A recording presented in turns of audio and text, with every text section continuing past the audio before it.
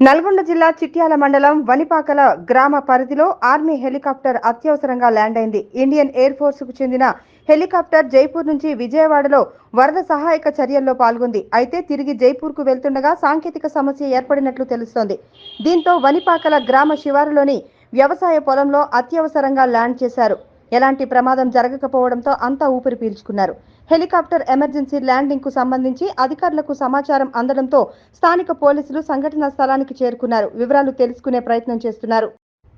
అయితే వ్యవసాయ పొలంలో హెలికాప్టర్ ల్యాండ్ అయిన విషయం తెలుసుకొని పరిసర గ్రామాల ప్రజలు అక్కడికి చేరుకున్నారు. హెలికాప్టర్ ముందు ఫోటోలు దిగుతున్నారు.